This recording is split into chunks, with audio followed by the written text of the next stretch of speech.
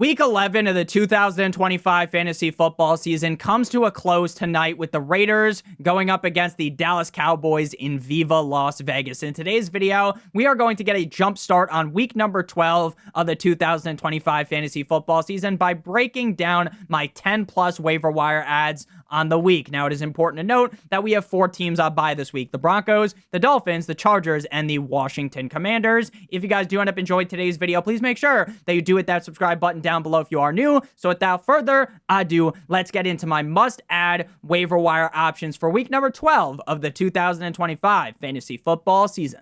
We begin with my number 1 waiver wire ad of the week: Emanuel Wilson, running back of the Green Bay Packers, going up against the Minnesota Vikings this week at home in Green Bay. Now, Emanuel Wilson is currently rostered in 13% of leagues over on Sleeper, so if you play on ESPN, NFL, CBS, Yahoo, any other fantasy football platform, then the rostership percentage may be slightly different. Though I will note, in some cases, there could be a drastic difference in rostership ownership percentage from one platform to the other. Now, according to Ian Rappaport and Tom Pelissero, Josh Jacobs' knee is structurally sound and no surgery is required. He is considered as day-to-day, but could miss up against the Vikings. From some other sources that I have read, it is entirely possible that he misses more than just this week. Now, I'm as much of a doctor as Johnny Sins, so I would not lock it in as a definite that he even misses this week. But if you are a Josh Jacobs owner, you need to have Emanuel Wilson. And if your running back core is suspect and you can take that shot on a guy like Emanuel Wilson, who could be the RB1 on the Packers for multiple weeks, you need to take that shot. Now, the fact that this happened at MetLife, on the MetLife turf, is a disgrace to the NFL. The National Football League continues to just stand by and watch, as not only their officiating is awful, but as the turf from MetLife takes the season away from multiple players. I get Josh Jacobs' season hasn't ended, but let's not act like Malik Neighbors didn't happen earlier on the season, right? This is a field that continues to take players' seasons, and it is disgusting that the NFL continues to let it happen. Now, I'm not going to go on some lecture about the MetLife turf, but it's terrible. It makes no sense how this keeps happening. They got to lock the MetLife turf away and throw away the key, right? The FBI needs to step in to figure this out. Running back 19 in PPR in week 11 at the New York Football Giants for Emanuel Wilson. Now, that finish is prior to Monday Night Football. All players could easily fall a bit by the end of that game, as their finish could fall due to other players playing better.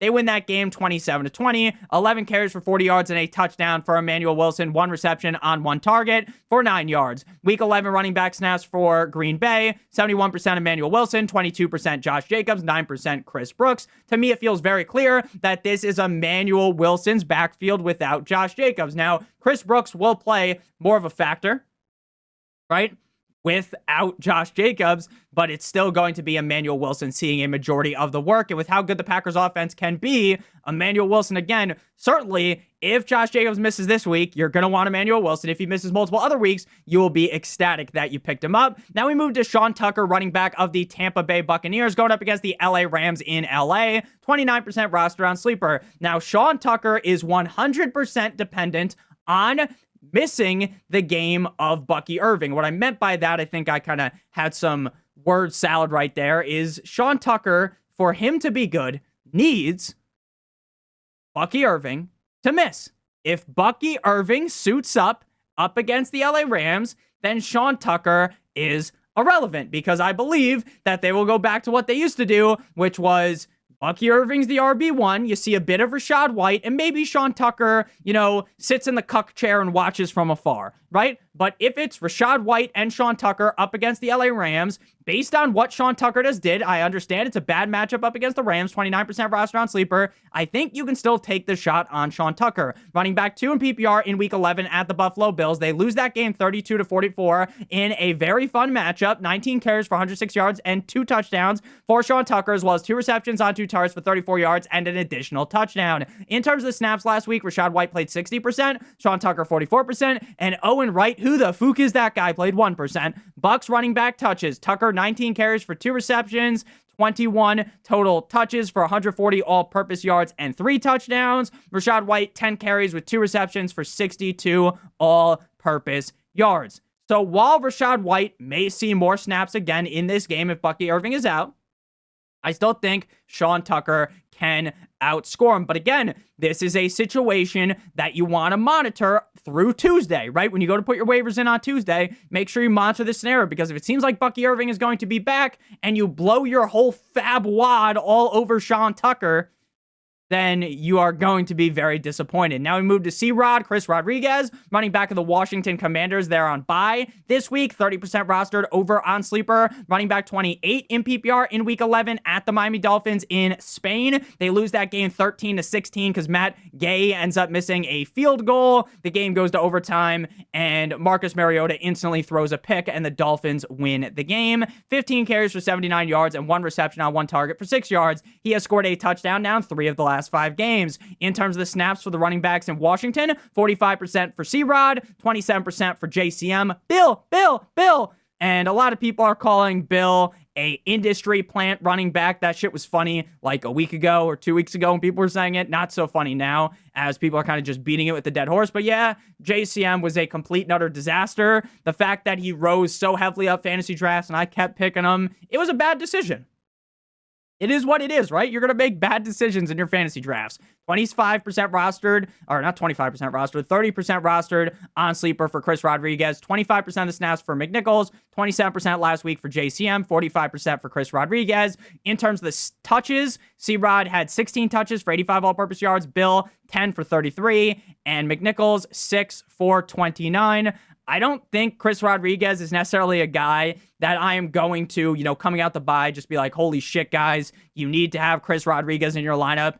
But if you're down bad at running back, Chris Rodriguez is a guy, again, that scored a touchdown in 3 of his last 5 games and could just get you 10 fantasy points to just keep your team's head above water. If you have Bill, if he is just burning a hole on your fantasy bench, you should just pick up Chris Rodriguez at this point. Then we move to Kenneth Gainwell, running back of the Pittsburgh Steelers, going up against the Chicago Bears in Chicago. 53% rostered over on Sleeper. Jaylen Warren said following his ankle injury that he could have returned, but it was part of being smart. We got a lot of games ahead of us, so they're looking out for me. This is something to follow, as if Jaylen Warren cannot go, and if Gainwell instantly becomes a top 24 option at running back at minimum, right? At minimum, his floor is a top 24 running back. He could easily be, like he was last week, a top 10 running back. Running back 5 in PPR in week 11 versus the Bengals. They win 34-12, 9 rushes for 24 yards and 7 receptions on 8 targets for 81 yards and 2 touchdowns. In terms of the snaps, he played 63%, Jaylen Warren 28%, and Caleb Johnson, who was the bust of all busts, like you haven't cranked your hog in roughly a month, and then it's just everywhere, right? That's how big of a bust Caleb Johnson was, like you're going off some zinc. 12% roster, or 12% of the snaps. And he should be like 0% roster. I mean, even if Jaylen Warren is to miss, Caleb Johnson is as useless as it gets.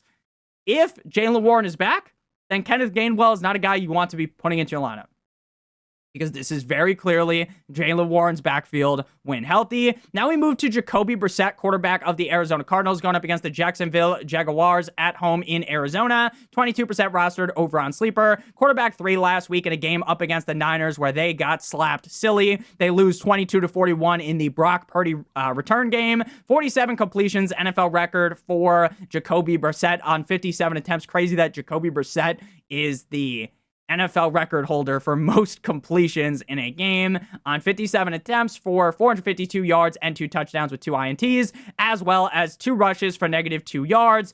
5 starts as the Arizona Cardinals quarterback with 19 plus points. All 5 fucking starts, he has 19 plus fantasy points, and he's been a top 12 quarterback in all starts. I have been someone that has banged the table aggressively, banged the drum aggressively for Jacoby Brissett. I understand that every week I talk about how, hey, I love Jacoby Brissett. I don't think he's any good, but he continues to put up fantasy numbers. And this is just a fact at this point. He's been a top 12 quarterback in 5 straight fucking games. And he is available in around 80% of leagues on Sleeper. He needs to be rostered. He needs to be started.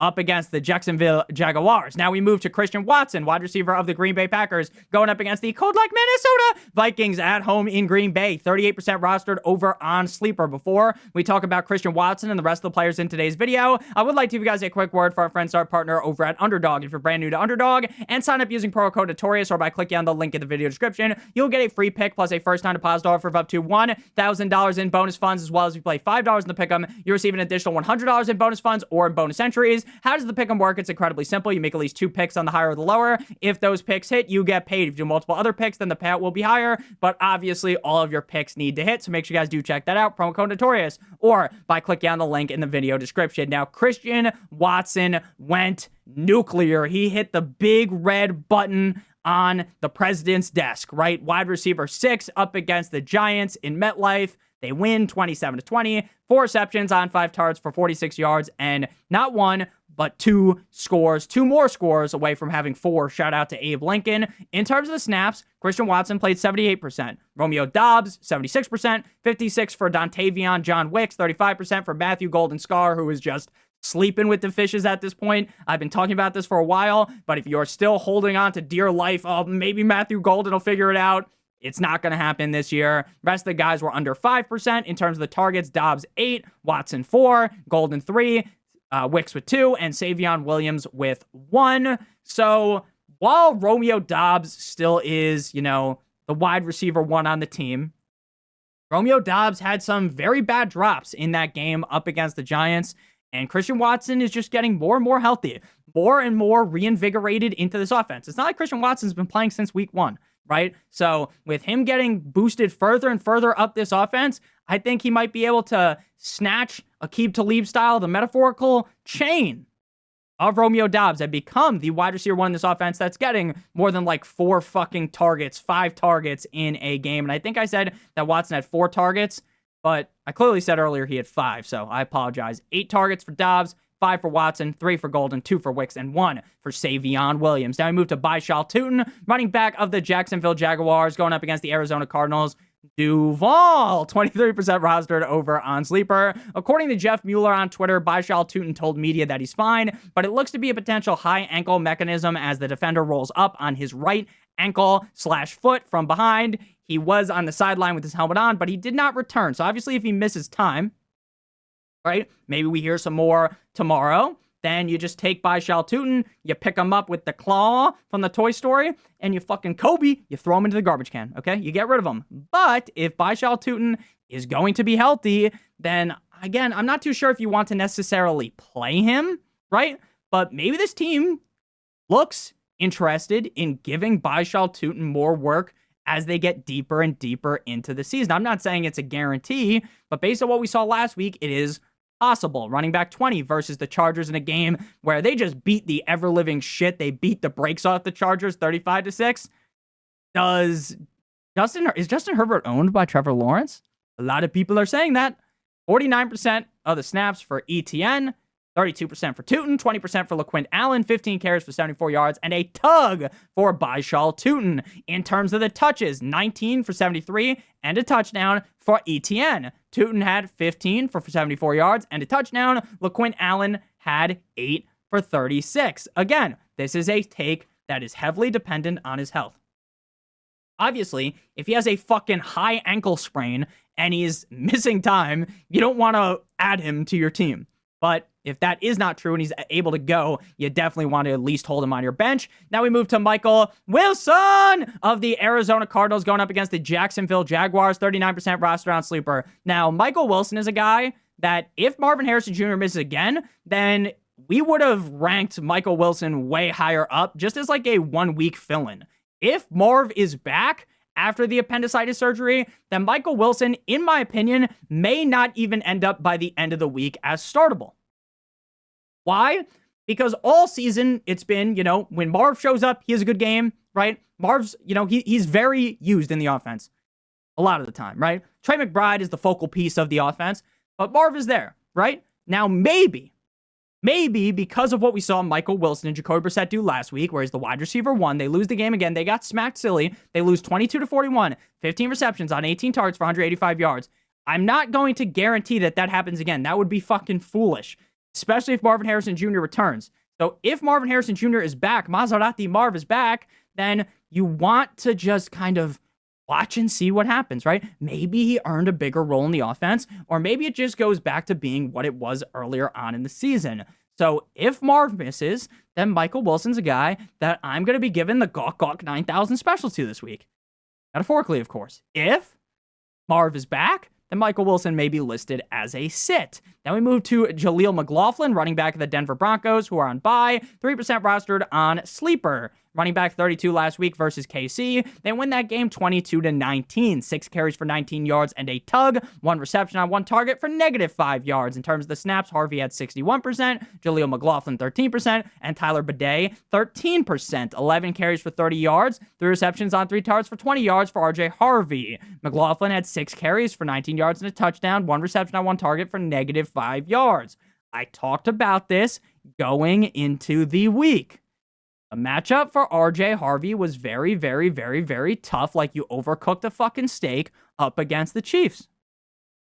And with how Sean Payton kind of delegates his running back touches, it was entirely possible that RJ Harvey ends up getting outscored by Jaleel McLaughlin. It is entirely possible that Jaleel McLaughlin is able to carve out enough of a role that it is very frustrating for RJ Harvey owners, and that is kind of what happened. Now, I'm not going to just write RJ Harvey off after one game. That would be fucking stupid, especially coming out the bye. Maybe Sean Payton's able to cook something up that's a better look for him. But because of Sean Payton's history, I think Jaleel McLaughlin should be rostered. Obviously, you're not starting him this week on bye, and when they come back from the bye, I wouldn't even start him in that spot. But he's a guy that is worthy of the ad because of the upside that may come to fruition after the bye. Then we got Darnell. Here comes the Mooney, wide receiver of the Atlanta Falcons, going up against the New Orleans Saints in New Orleans. 36% rostered over on Sleeper for Mooney. Now, Drizzy Drake London, my GOAT, the GOAT, out for at least week 12 with a PCL sprain. Penix suffered a potential season-ending injury to his knee, which means it's Cole's Cash Kirk time. Fuck. Right? Just when things are bad, right? Oh, man, I have Drake London on a lot of my teams. I talked up Drake London so heavily in the summer, it's looking all good. Like, Nick fucking figured it out. Nick's a genius. Nick was given the Sukulamink special to Darnell Mooney, to Drake London. It all worked. Nick's a genius, right? And then Michael Penix gets hurt. It's like, okay, this is bad, right? This is bad.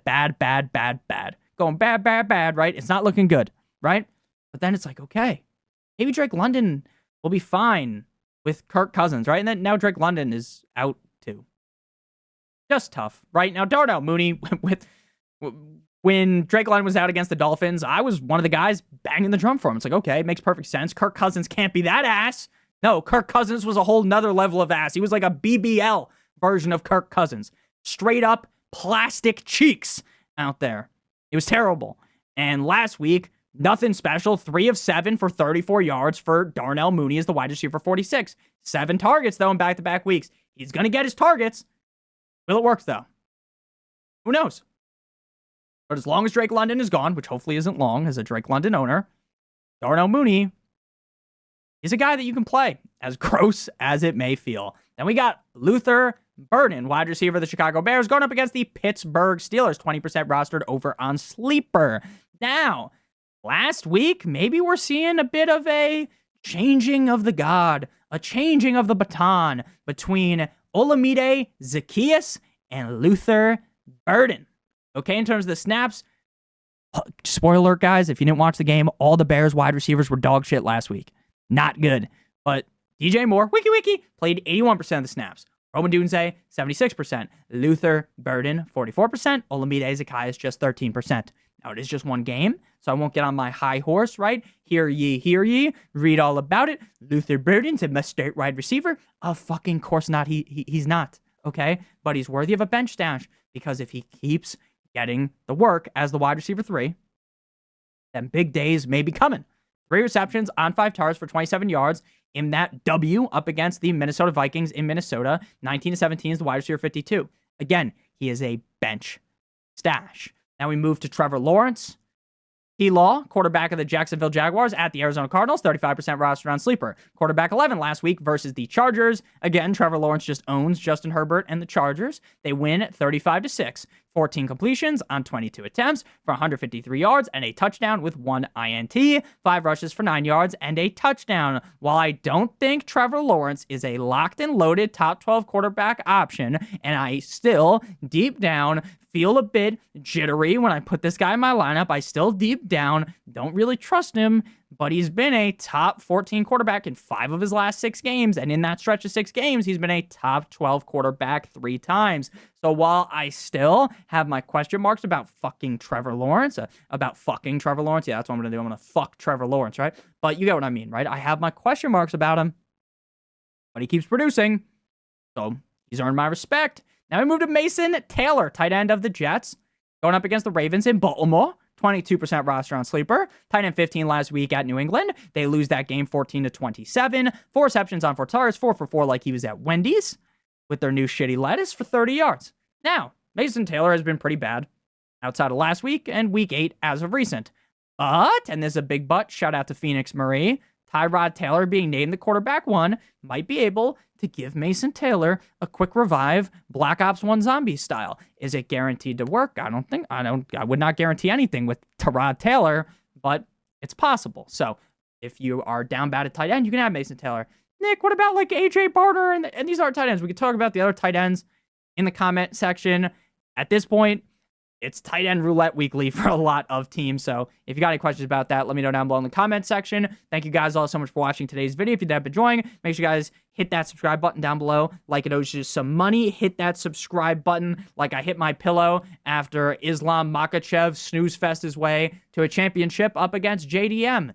Make sure you guys hit that subscribe button down below if you're new. Leave a like on today's video, whether you are new to the channel or not. Check out one of the videos on the screen if you haven't seen already. We'll be back tomorrow with 2 banger videos. And if you didn't catch the defense to stream video, make sure you check that out as well. Love you guys more than ever. Hope you have a great one. As always, good boy.